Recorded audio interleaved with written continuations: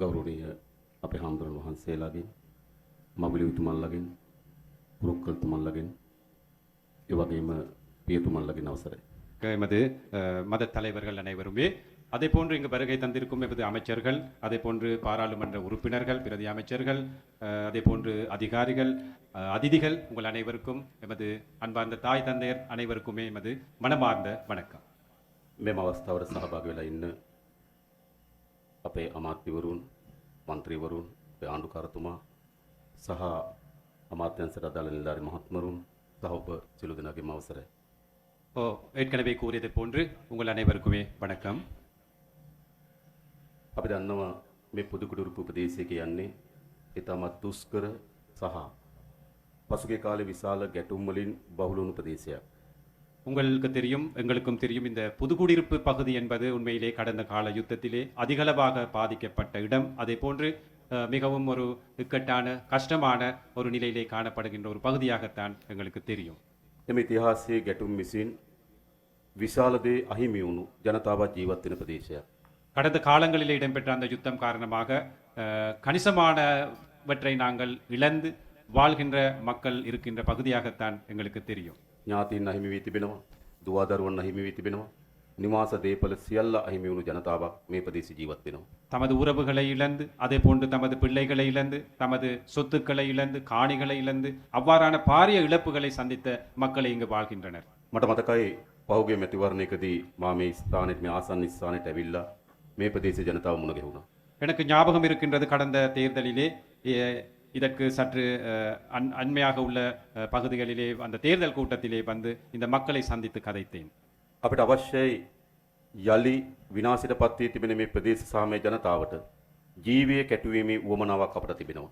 உண்மையிலேயே எங்களுக்கு தேவையாக இருக்கின்றது, இந்த இழக்கப்பட்ட இழப்புகளை சந்தித்த மக்களுக்கு மீண்டும் ஒரு முறை ஒரு புத்தெழுச்சியான ஒரு வாழ்க்கையை பெற்றுக் கொடுப்பதற்கான அந்த தேவை எமக்கு இருக்கின்றது. විශේෂයෙන්ම පහුගිය මැතිවරණවලදී මේ ප්‍රදේශවල ජීවත් වෙන ජනතාව ඉතාමත් ප්‍රබල ඉදිරි පියවරක් තබලා අප කෙරෙහි විශ්වාසය තබලා තිබෙනවා. விசேடமாக இந்த பகுதிகளிலே வாழ்கின்ற மக்கள் பெரிய ஒரு அர்ப்பணிப்பை செய்து ஒரு புதிய ஒரு ஆட்சி முறைக்கு தமது பங்களிப்பை செய்திருக்கின்றார்கள். ඔවුන් ඉතාමත් ශක්තිමත් ඉදිරි පියවරක් ආරම්භ කරලා තිබෙනවා. ஒரு மிகவும் சக்தி வாய்ந்த ஒரு முன்னேற்றத்துக்காக தமது அடிகளை எடுத்து வைத்திருக்கின்றார்கள். දැන් අප හමුවේ තිබෙන අභියෝගය කුමක්ද? இப்போது எம்முன் உள்ள சவால்கள் என்ன? අප කෙරෙහි විශ්වාසය තබපු ජනතාව, පියවරක් අප සමග ගමන් ආරම්භ කරපු ජනතාව ජයග්‍රහණය දක්වා ඉදිරියට ගෙන යාම අපේ අපේක්ෂාවයි. எங்களுடைய முன்னுள்ள சவால்கள் தான் எம் மீது நம்பிக்கை வைத்து ஒரு அடியை முன்னெடுத்து வைத்து ஒரு நம்பிக்கையோட பயணிக்கும் இந்த மக்கள் தொடர்ச்சியாக இந்த பயணத்தை முன்னெடுத்து செல்லணும் என்ற அந்த சவால் எம் மீது இருக்கின்றது. ඒ සඳහා ශේෂ්ත්‍ර කීපයක අපි වැඩ කරන්න පටන් අරගෙන තිබෙනවා. அதற்காக பல்வேறு துறைகளிலே நாங்கள் பணியாற்றுவதற்கு ஆரம்பித்திருக்கின்றோம். පළමු කොටම මෙම ජනතාවගේ අයිතිවාසිකම් තහවුරු කළ යුතුයි. முதலாவதாக உங்களது உரிமைகளை நாங்கள் பாதுகாக்க வேண்டும். ඔවුන්ගේ ඉඩම්වල අයිතිය, உங்களது காணிகளின் உரிமைகள், භාෂාව රාජ්‍යත් එක්ක ගනුදෙනු කරන තිබෙන අයිතිය, உங்களது தாய்மொழியின் ஊடாக அரசாங்கத்துடன் தொடர்பு கொள்ள ඔවුන්ගේ உள்ள உரிமையை, සංස්කෘතියම අයිතීන්, உங்களது கலாச்சார உரிமை, අතුරුදහන් වූවන්ට සිදුවේ කුමක්ද කියලා දැන ගැනීම සඳහා තිබෙන අයිතීන්, காணாமலாக்கப்பட்ட நபர்களுக்கு என்ன நடந்தது என்று தெரிந்து கொள்ளும் உரிமை, ඒවා මූලික අයිතිවාසිකම් ලෙස අපි දකිනවා. இவை அனைத்துமே அடிப்படை உரிமைகளாக நாங்கள் එම නිසා එම අයිතීන් ආරක්ෂා කර ගැනීම සඳහා වූ පියවරයන් රැසක් අපි ආරම්භ කරලා තිබෙනවා. ஆகவே அந்த உரிமைகளை முன்னெடுப்பதற்காக பல்வேறு திட்டங்களை நாங்கள் முன்னெடுத்து வருகின்றோம். දෙවනුව ඔවුන්ගේ ආර්ථික තලයේ ඉහළට අපි ඔසවා තැබිය යුතුයි. இரண்டாவது விடயம், உங்களது பொருளாதாரத்தை ஒரு மேம்பாட்டுக்கு நாங்கள் கொண்டு வர வேண்டும். පසුගිය ගැටුම් හේතු කොටගෙන විශාල ප්‍රමාණික ආර්ථික අවස්ථාවන් අහිමි වුණු ජනතාවක් මෙම ප්‍රදේශවල ජීවත් වෙනවා. கடந்த காலங்களில் இடம்பெற்ற அந்த யுத்தம் காரணமாக தங்களுக்கு பல்வேறு துறையிலே பொருளாதார சந்தர்ப்பங்கள் இல்லாம போன மக்கள் இங்கு வாழ்கின்றார்கள். එනිසා ඔවුන්ට ශක්තිමත් ආර්ථිකයක් සකස් කර දීම රජයක් හැටියට අපේ වගකීමක්. ඒ අපි බාර ගන්න ලෑස්තියි. ஆகவே உங்களுக்கு ஒரு சக்தி வாய்ந்த பொருளாதாரத்தை உருவாக்குவது இந்த அரசாங்கத்தின் பொறுப்பு. அந்த பொறுப்பை நாங்கள் ஏற்க தயாராக இருக்கின்றோம். ඒ සඳහා අපි ආරම්භ කරලා තිබෙන පියවරයන් රැසක්. அதற்காக நாங்கள் பல்வேறு திட்டங்களை முன்னெடுக்க முடிவெடுத்திருக்கின்றோம். උතුර කේන්ද්‍ර කරගත්තු නව කර්මාන්ත කලාප, வடமாகாணத்தை மையமாக கொண்ட பொருளாதார வலயங்கள், උතුර කේන්ද්‍ර කරගත්තු නව පිබිදීමක් ඇති කළ හැකි සංචාරක ශේස්ත්‍රය, ஒரு புதிய துறையான இந்த பகுதியை முன்னேற்றக்கூடிய சுற்றுலாத்துறை எடுத்துக்கொள்வோம். වගාවන් සඳහා අවශ්‍ය වන ජල සැපීම ලබා දීම, விவசாயத்துறைக்கு தேவையான நீர்ப்பாசன திட்டங்களை மேற்கொள்ளுதல், ඒ වගේම එහි ප්‍රධාන සාධකයක් තමයි ආර්ථිකය නන්වා සිටීම සඳහා මේ පොල් වගාව අපි ආරම්භ කිරීම. அதே போன்றுதான் இந்த பொருளாதாரத்தை மேம்படுத்துவதற்கான ஒரு பிரதான துறையாக நாங்கள் நம்புகின்றோம் இந்த தென்னை பயிர்ச்செய்கை துறையும் வளர்க்க வேண்டும். මෙම අමාත්‍යංශය සැලසුම් කරලා තිබෙනවා අක්කර 16,000ක් මෙම වසරේ වගා කරන්න. இந்த அமைச்சு திட்டமிட்டு இருக்கின்றது இந்த வருடத்திலே 16,000 ஏக்கரில் தென்னை பயிர்ச்செய்கை ආසන්න புதிதாக වශයෙන් செய்வது. ගත්තොත් ගොවි පවුල් 12,000ක් පමණ මේ 16,000 තුළ නියෝජනය කරાવી. கிட்டத்தட்ட 12,000 விவசாய குடும்பங்கள் இதில் பயன்பெறுவார்கள். එය මෙම ආර්ථිකයෙන් ඉතා අපහසුතාවයට පත් වී තිබෙන ජනතාවට ආර්ථිකය නගා සිටුවීම සඳහා විශාල පිටුවහලක් බවට පත් වෙන බව අපට විශ්වාසයි. இத்துறை இந்த திட்டம் இந்த பொருளாதாரத்திலே வீழ்ச்சி அடைந்திருக்கும் இந்த குடும்பங்களை தங்களது வாழ்வாதாரத்தை மேம்படுத்துவதற்காக பயன்படும் என்று நாங்கள் நம்புகிறோம். අනෙක් පියවර වන්නේ සංස්කෘතිකම වශයෙන් අපි අතර ඇති කරගත යුතු ඒකාබද්ධතාවය. அடுத்த கட்டம் கலாச்சார ரீதியாக நாங்கள் உங்களுக்கும் எங்களுக்கும் அந்த ஒற்றுமையை ஏற்படுத்திக் ඒ கொள்வதாகும். සඳහා අපි සියලු දෙනා එක්ව සැමරිය හැකි දිනයක් අපි නම් කරලා තිබෙනවා. அதற்காக நாங்கள் அனைவருமே ஒன்று சேர்ந்து கொண்டாடக்கூடிய ஒரு தினத்தை ක්‍රීඩාවෙන් අන්තර් සබත්තාවයන් ගොඩනගා ගැනීම සඳහා අපි වෙහෙසෙනවා. விளையாட்டுத்துறையை ஊடாக இந்த ஒற்றுமையை ஏற்படுத்த நாங்கள் தயார். යලි බෙදී ඈත් වෙලා තිබුණු ජනතාව ඒකාබද්ධ කර ගැනීම සඳහා විශාල ප්‍රයත්නයක් අපි නිරත වෙනවා. பிரிந்து சென்றிருந்த அந்த மக்களை ஒன்று சேர்ப்பதற்காக நாங்கள் கட்டாயமாக பல முயற்சிகளை எடுப்போம். අපට අවශ්‍ය වන්නේ කුමන වර්ගයේ රටක්ද? எங்களுக்கு தேவையாக இருப்பது இவ்வாறான ஒரு நாடு. මෙතන ඇවිල්ලා ඉන්න බොහෝ අයගේ ජීවිත කාලයෙන් වැඩි පංගුවක් ගත කරේ යුද්ධයක් එක්ක. இங்கு வருகை தந்திருக்கும் கணிசமானவர்கள் நான் நம்புகின்றேன் யுத்த சூழலில் அனுபவங்கள் நிறைய உங்களுக்கு இருக்கு. එකිනෙකා කරේ අවිශ්වාසයෙන්, ஒவ்வொருத்தர் தொடர்பாக அவநம்பிக்கை, එකිනෙකා කරේ සැකයෙන්, ஒவ்வொருத்தர் சந்தேகத்தால் பார்ப்பது, අවි අමෝරාගෙන සටන් කරලා තිබෙන අවුරුදු 30කට ආසන්න කාලයක්. ஆயுத முனையில் போராடி இருக்கின்றோம் பல வருட காலமாக. ඒ අපේ රටේ ඇති වූ විශාලතම ඛේද වාචකය. இது எமது நாட்டிலே இடம்பெற்ற மிகவும் கவலைகரமான கொடூரமான ஒரு நிலையாகும். ඒ ප්‍රතිඵලයකට ජනතාව ඈත් වෙන්න පටන් ගත්තා. அதன் பலனாக மக்கள் பிரிந்து சென்றார்கள். ජනතාව බෙදෙන්න පටන් ගත්තා. மக்கள் பிரிந்தார்கள்.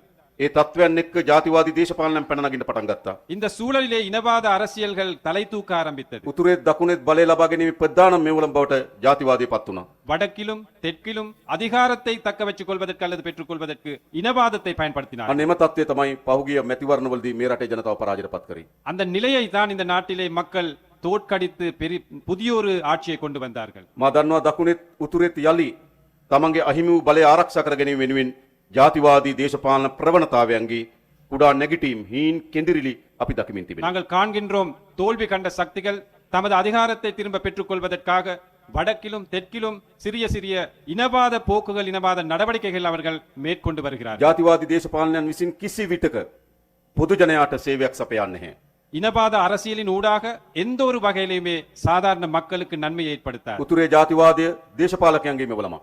வடக்கிலே இனவாதம் என்பது அரசியல்வாதிகளுடைய ஒரு දකුණේ கருவியாகும். පැන නගින ජාතිවාදය දේශපාලනික මෙවලමක්. தென்பகுதியிலே மேலும் இனவாதமும் அரசியல் கருவியாக பயன்படும். පරාජය වුණු කණ්ඩායම් නැගිටීම සඳහා උපයෝගී කරගන්න ඉතාමත් විනාශකාරී මෙවලමක්. தோல்வி கண்ட சக்திகள் திரும்ப எழுச்சி பெறுவதற்காக ஒரு கருவியாக இந்த இனவாதத்தை பயன்படுத்துகிறார். එනිසා අපි ඔබට එකක් සහතික කරනවා. ஆகவே நாங்கள் ஒன்று உங்களுக்கு உறுதியாக கூறுகின்றோம். ආණ්ඩුවක් ලෙස අපි යලි ජාතිවාදී දේශපාලනයට මේ රටේ ඉඩ තබන්නේ නැහැ. ஒரு அரசாங்கம் என்ற அடிப்படையிலே இந்த நாட்டிலே எதிர்காலத்திலே எந்த ஒரு இனவாதத்திற்கும் நாங்கள் இடமளிக்கப் போவதில்லை. ඒ වගේම මා විශ්වාස කරනවා ජනතාව ලෙස ඔබත් ஆகவே நான் நம்புகின்றேன் மக்கள் என்ற அடிப்படையிலே நீங்கள் කොතනක මොන ආකාරයෙන් පැන නංගත් මේ ජාතිවාදී දේශපාලනය ප්‍රතික්ෂේප කළ යුතුයි. எந்த இடத்திலே எந்த வகையிலே இந்த இனவாதம் எழுச்சி பெறுவதாக இருந்தால் அதை நாங்கள் அனைவருமே சேர்ந்து தோற்கடிக்க வேண்டும். ඒ සඳහා අපි ඔබට ආරාධනා කරනවා. ஆகவே நாங்கள் உங்களை அழைக்கின்றோம். අපි දන්නවා දකුණේ දේශපාලනයක් ක්‍රියාත්මක වෙමින් තිබෙනවා. உங்களுக்கு தெரியும் தென்பகுதியிலே ஒரு அரசியல் வளர்ந்து கொண்டு வருது. නිරන්තර උතුර ගැන කල්පනා කරන්නේ. தொடர்ந்தும் அவர்கள் வடமாகாணத்தில் நடக்கும் சம்பவங்களை கவனித்து வருகிறார்கள். යුද්ධයක් පිළිබඳ අනියත බියක් නිරන්තරයෙන් ගොඩනගමින්. யுத்தம் தொடர்பான ஒரு தேவையில்லாத ஒரு அச்சத்தை பயத்தை ஏற்படுத்தி வருகிறார்கள். කොළඹ නගරයේ ආයුධ අහු වෙනවා. கொழும்பு நகரத்திலே ஆயுதங்கள் கண்டெடுக்கப்படுகின்றன. වෙඩි තබා ගැනීම විදිහට සිදු වෙනවා. துப்பாக்கி சூட்டுகள் தொடர்ந்தும் நடக்கின்றன. හැබැයි ඒක සාමාන්‍ය තත්වයක් ලෙස අර්ථකථනය කරනවා. அவை சாதாரண ஒரு தன்மையாக சிலர் கூறுகிறார்கள். උතුරේ එහෙම එකක් සිදු වුවොත් வடக்கிலே அவ்வாறான சம்பவம் நடந்தால் ඒ යුද්ධයක පෙරනිමිත්තක් කියලා අර්ථකථනය කරන්න පටන් අරගෙන තිබෙනවා. அது யுத்தம் வருவதற்கு முன்னிலையிலே அல்லது முன் சந்தர்ப்பங்களாக அவர்கள் கருதுவார்கள். ඒ කියන්නේ කුමක්ද? அதாவது அது என்ன? දේශපාලනයක් තියෙන උතුර පිළිබඳ නිරන්තරයෙන් යුද බියක් අනියත බියක් නිර්මාණය කරන දේශපාලනයක් තිබෙනවා. வடமாகாணம் தொடர்பாக தேவையில்லாத ஒரு அச்சத்தை ஏற்படுத்தும் அரசியல் ஒன்று சிறு தென்பகுதியில் சலசம். நடக்கின்றது. அனைத்து සියලු திட்டங்களும் සටන්පාට அனைத்து கோஷங்களும் සියලු ක්‍රියාමාර්ග அனைத்து ඒ செயற்பாடுகளும் ඔක්කොම සකස් කරන්නේ යුද්ධයක් පිළිබඳ අනියත බියක් උතුරේ පෙන්නමින්. அவை அனைத்தையுமே திட்டமிடுவது வடமாகாணத்திலே யுத்தம் வரும் என்ற அச்சத்தை ஏற்படுத்துவதற்காக. අපේ ආණ්ඩුව எமது அரசாங்கம் හැම විටම කටයුතු කරන්නේ எந்த நேரம் செயல்படுவது යලි උතුරේ යුද්ධයක් ඇතිවෙන්නේ නැහැ. மீண்டும் ஒருமுறை யுத்தம் இடம்பெறாது என்ற அடிப்படையில் நாங்கள் செயல்படுவோம். කුමන උඩක් තිබෙනවා නම් යලි ජාතිවාදී ගැටුමක් ඇති වෙන්න ඒ ඉඩ ඇවරීම පිළිබඳව තමයි අපි අපේ දේශපාලනය. எந்த ஒரு சந்தர்ப்பமாக இருந்தாலும் யுத்தம் வருவதற்கான அந்த சந்தர்ப்பத்தை நாங்கள் தடுப்பதற்காகத்தான் எங்களது அரசியலை நாங்கள் முன்னெடுத்து வருவோம். ඒක තමයි අපේ ආණ්ඩුව අරමුණ. அதுதான் எமது அரசாங்கத்தின் குறிக்கோள். නැවත අනියත බියක් නිර්මාණය කිරීම නෙවෙයි. மீண்டும் ஒரு முறை அச்சத்தை ஏற்படுவது அல்ல, සමගිය නිර්මාණය කිරීම. நல்லிணக்கத்தை சமாதானத்தை ඒ ஏற்படுத்துவது. අරමුණෙන් අපි වැඩ කරමින් அந்த තිබෙනවා. குறிக்கோளுடன் நாங்கள் செயல்பட்டு ඒ கொண்டிருக்கிறோம். සඳහා ගත හැකි அதற்காக எடுக்க வேண்டிய ඉතාමත් ආන්දෝලනයට තුඩු දිය හැකි மிகவும் கஷ்டமான நிலைகள் கூட තීරණාත්මක තීන්දුව ගන්න தீர்மானகரமான முடிவுகளை අපි කිසිසේත්ම බියවන්නේ නැහැ. எடுப்பதற்கு நாங்கள் ஒருபோதும் அச்சப்படுவதில்லை. පැරණි பழைய විනාශකාරී அழிவுமிக்க ජාතිවාදී ගෝසාවන්ට இனவாத கோஷங்களுக்கு අපි ගනු ලබන ප්‍රගතිශීලී ඉදිරිගාමී ක්‍රියාමාර්ග ආපසු වරවන්න ඉඩ දෙන්නේ නැහැ. நாங்கள் எடுக்கும் முற்போக்கான செயற்பாடுகளை ஒருபோதும் நாங்கள் பின்னோக்கி கொண்டு செல்ல மாட்டோம். තමන්ගේ දරුවා හමු දෙමව්පියන්ට தமது பிள்ளை இழந்த பெற்றோர்களுக்கு දරුවන්ට කුමද සිදුවේ කියලා දැනගැනීමේ අයිතියක් තිබෙනවා. அந்த பிள்ளைகளுக்கு என்ன நடந்தது என்று தெரிஞ்சு கொள்ளும் அந்த உரிமை තමන් இருக்கின்றது. அவர்களுக்கு. පාරම්පරික වගා කරු බිම් කඩවල් தமது தாம் பாரம்பரியமாக விவசாயம் செய்த நிலங்களை තමන්ට වගාවට පදිංචි යලි ලබා ගැනීමේ අයිතියක් තිබෙනවා. அதற்காக குடியேற வேண்டிய உரிமை இருக்கின்றது. ඒ අයිතිය තහවුරු කිරීම සඳහා තමයි මේ ආණ්ඩු කටයුතු කරන්නේ. அந்த அந்த உரிமையை பாதுகாத்துக் கொடுப்பதற்காகத்தான் இந்த ඒවා அரசாங்கம் செயல்படும். ඒවා විසින් அவற்றினூடாக පරාජිත කණ්ඩායම් යලි ජාතිවාදී ගෝසාවන් ගෙනෙන්න පුළුවන්. தோல்வி கண்ட சக்திகள் மீண்டும் இனவாத கோஷங்களை கொண்டு வர முடியும். හැබැයි එවැනි ඉදිරිගාමී පියවර அவ்வாறான முற்போக்கு நடவடிக்கைகளை ජාතිවාදී ගෝසාවන් හමුව අකුල ගන්නේ නැති බව මම ඔබට සාක්ෂි කරනවා. இனவாத கோஷங்களுக்கு மத்தியில் நாங்கள் ஒருபோதும் சுருட்டிக் கொள்ள மாட்டோம் என்று நாங்கள் உறுதியாக கூறுகின்றோம். අපි අපේක්ෂා කරන්නේ කුමන රටක්ද? நாங்கள் எதிர்பார்ப்பது இவ்வாறான ஒரு நாடு. යුද්ධ කරගත්තු රටක් තිබුණා. யுத்தம் செய்த ஒரு நாடு இருக்கு, එනකොටගත් ඉතිහාසයක් තිබුණා. முருகல் நிலை ஏற்படுத்திய நாடு இருக்கு, ගැටුම් වලින් පිරුණු ඉතිහාසයක් තිබුණා. சண்டை நிரம்பிய ஒரு வரலாறு இருக்கு, කඳුළු ලේ ගලා ගිය ඉතිහාසයක් තිබුණා. கண்ணீர் ரத்தம் ஓடிய ஒரு வரலாறு இருக்கு. ඒ ඉතිහාසය වෙනුවට அந்த வரலாற்றுக்கு பதிலாக සහෝදරත්වය சகோதரத்துவம், සමගිය அமைதி නිර්මාණය වෙන අනාගතයක් අපි නිර්මාණය කළ යුතුයි. நிர்மாணிக்கின்ற ஒரு எதிர்காலத்தை நாங்கள் அமைக்க வேண்டும். අන්න ඒ වෙනුවෙන් අපි වැඩ කටයුතු කරනවා. அதற்காக நாங்கள் செயல்படுகின்றோம். ඒක කිසිසේත් ආපසු හරවන්නේ නැති හැරවිය නොහැකි හැරවිය නොයිතු ක්‍රියාමාර්ග ලෙස අපි සලකනවා. இவை ஒருபோதும் நிறுத்தாத அல்லது திரும்பாத பின்னோக்கி செல்லாத நடவடிக்கைகளாக நாங்கள் இவற்றை ஏற்றுக்கொள்கின்றோம். ඒ නිසා මේ වෙලාවේ ජීවත් වෙන පාලනය හොබවන අපේ වගකීම කුමක්ද? ஆகவே இன்று வாழும் உங்களுடைய அதே போன்று ஆட்சியில் இருக்கும் எமது பொறுப்பு என்ன? යලි කුමන වර්ගයේ හෝ ගැටුමක් අපේ රටේ ඇතිවීම වැළැක්වීම. மீண்டும் எந்த ஒரு வகையிலையும் யுத்தமோ முருகல் நிலை ஏற்படுவதை தடுக்கும் ஒரு நடவடிக்கை. අපේ දරුවන්ට හොඳ සමගියෙන් සහෝදරත්වයෙන් බිහි වෙන රාජ්‍යයක් නිර්මාණය කිරීම. எமது பிள்ளைகளுக்கு வருங்கால சந்ததியினருக்கு அமைதியான நல்லிணக்கமான ஒரு நாட்டை நாங்கள் ஏற்படுத்தி கொடுக்க வேண்டும். මා දන්නවා මේ ප්‍රදේශවල ජනතාව විශාල ආර්ථික දුෂ්කරතා වලින් පෙළෙන බව. எனக்கு தெரியும் இந்த பகுதியிலே வாழ்கின்ற மக்கள் பாரிய பொருளாதார பிரச்சனைகளுடன் வாழ்கிறார்கள். ඉතාමත් හොඳ නිවසක් නොමැති වීම, நல்ல ஒரு வீடு இல்லாமல் දරුවන්ට අධ්‍යාපනය ලබා දීම තිබෙන දුෂ්කරතාවයන්, பிள்ளைகளுக்கு கல்வி கற்றுக் පාරවල් கொடுப்பதற்காக මන්මාවත් கஷ்டம், ඇතුළේ යටිතල පාසුකම් වල තියෙන දුබලතාවයන්, பாதைகள் போன்ற அடிப்படை வசதிகளின்மை, ආහාර වේලක් ලබා ගැනීම සඳහා තිබෙන දුෂ්කරතාවයන්, ஒரு நேர உணவு பெற்றுக்கொள்ளவும் கஷ்டமாக இருப்பார்கள், ආදායම් මාර්ගයක් උපයා ගැනීම සඳහා තිබෙන වේදනාවන්, வறுமை வருமான வழிகள் இல்லை. ඒ පිළිබඳ අපිට අවබෝධයක් තිබෙනවා. அது தொடர்பாக எங்களுக்கு හැබැයි நன்றாக අපිට தெரியும். අවශ්‍යයි ஆனால் எங்களுக்கு தேவை පියවරෙන් පියවර මේ ගැටලු වලට විසඳුම් සොයන්න. படிப்படியாக இவற்றுக்கு தீர்வு காண வேண்டும். අපි මීට පෙරත් අපි බලය ගන්න පෙර කියලා තිබෙනවා. අපි ඉන්ද්‍රජාලිකයන් නොවන බව. இதற்கு முன்பும் நாங்கள் பதவியெடுக்க முன்பும் கூறியிருக்கின்றோம், நாங்கள் மாயாஜாலக்காரர்கள் அல்ல.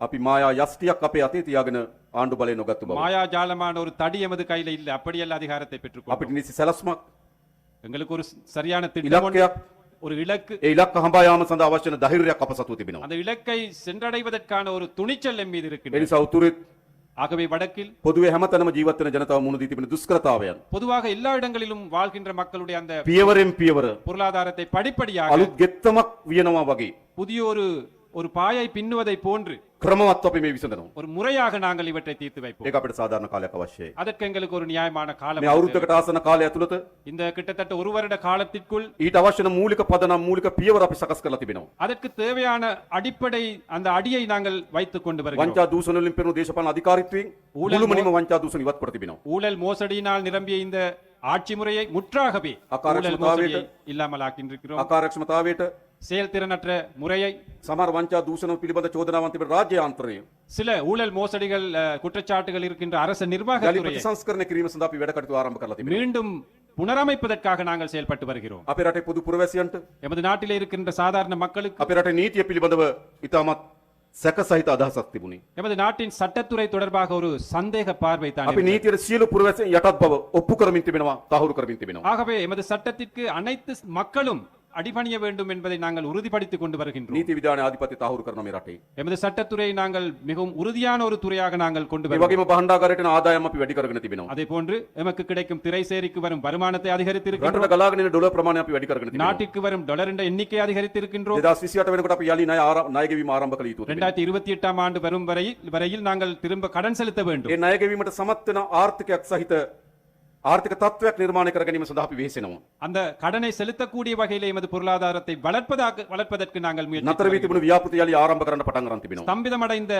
கைத்தொழில் துறை மீண்டும் கட்டியெழுப்பி வருகின்றோம். අලුත් ව්‍යාපෘති රැසක් යලි ආරම්භ කරන්න පටන් අරගෙන තිබෙනවා. பல்வேறு புதிய திட்டங்களை நாங்கள் முன்னெடுத்து வருகிறோம். සියලු ශේෂ්ත්‍ර රටේ අලුත් ඉලක්කයන් හඹාගෙන යන පටන් අරන් තිබෙනවා. அனைத்து துறைகளிலுமே புதிதாக ஒரு இலக்குக்கு பயணிப்பதற்கு ஆரம்பித்து வருகின்றோம். සෑම ශේෂ්ත්‍රයක්ම ගත්තාම அனைத்து துறைகளையும் எடுத்துக்கொண்டால் ගිය වසරට වඩා මේ වසරේ கடந்த வருடத்தை விட இந்த අලුත් வருடத்தில் ප්‍රගතියක් අලුත් වර්ධනයක් පෙන්වන්න කරන් புதிய තිබෙනවා. வளர்ச்சியை கைப்பற்றி இருக்கின்றது. ඔබගේ පුල් ආසිත කර්මාන්ත බැලුවත්, உங்களுடைய தென்னை තේ ආසිත பயிர்ச்செய்கை துறை, කර්මාන්ත බැලුවත්, தேயிலைத்துறை, සංචාර කර්මාන්ත බැලුවත්, சுற்றுலாத்துறை, අනිකුත් අපනයන ආදායම් ශේෂ්ත්‍ර බැලුවත්, ஏனைய ஏற்றுமதி துறைகள் எடுத்தாலும் රුජු විදේශ ආයෝජන ගලාගෙන ඒම දෙස බැලුවත් நேரடி முதலீடுகளை මේ எடுத்துக்கொண்டாலும் ශේෂ්ත්‍රවල இவை அனைத்து ගිය துறைகளிலும் වසරට වඩා විශාල වර්ධනයක් අපි අත්පත් කරගෙන තිබෙනවා. கடந்த வருடத்தை விட நாங்கள் வளர்ச்சியை கைப்பற்றி ඒ නිසා මේ රට අලුත් රාජ්‍ය බවට පත් කිරීම සඳහා අවශ්‍ය වන පතුල පදනම අපි සකස් කරලා තිබෙනවා. ஆகவே ஒரு புதிய அரசாங்கத்தை உருவாக்க வேண்டிய அடித்தளத்தை நாங்கள் අපි அமைத்திருக்கின்றோம். මේ පදනම மත நாங்கள் இந்த அடித்தளத்திலிருந்து මේ රට ගොඩනගනවා. இந்த நாட்டை கட்டாயம் கட்டியெழுப்போம். අලුත් රටක් බවට මේ රට පරිවර්තනය කරනවා. புதியதொரு நாட்டை நாங்கள் கட்டியெழுப்போம். ලෝකයේ ආකර්ෂණ දිනාගන ලද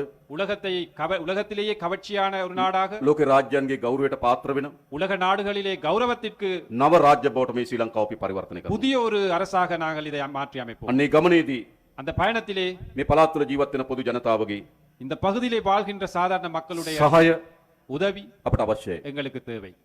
මේක තනි පුද්ගලයන්ගේ කාර්යභාරයක් නෙවෙයි. இது தனி நபர்களுடைய காரியங்கள் அல்ல. මා එමතිවරයා, මා ජනාධිපතිවරයා, මගේ අමාත්‍යවරුන් සහ අපේ පාර්ලිමේන්තුව මෙයට පමණක් කළ හැකි කාර්යයක් නොවේ. நான் ஜனாதிபதி, நான் அமைச்சர், நான் பாராளுமன்ற உறுப்பினர் என்று தனி நபர்களுக்கு இந்த நாட்டை கட்டியெழுப்ப අපි முடியாது. ඔක්කොම එකතු වෙලා මේ පරිවර්තනය කළ යුතුයි. நாங்கள் அனைவருமே ஒன்று சேர்ந்து இதை ஒரு மாற்றத்திற்கு அமைக்க வேண்டும். උතුරද, வடக்கு, දකුණද, தெற்கு, බටහිරද மேற்கு කිසිදු ભેදකින් තොරව எந்த ஒரு பேதமும் இல்லாமல் අපි හැමදෙනාම එක්ව நாங்கள் அனைவருமே ஒன்றிணைந்து මේ රට පරිවර්තනය කිරීම සඳහා වූ මේ ගමනට இந்த நாட்டை மாற்றி அமைக்கும் அந்த பயணத்திற்கு එකතු වෙමු කියලා ආරාධනා කරමින් ஒன்று சேருவோம் என்று கோரி நின்று මම නතර වෙනවා. நான் நிறுத்துகின்றேன். බොහොම ස්තුතියි. நன்றி, නන්රි වලක්නම්. வணக்கம்.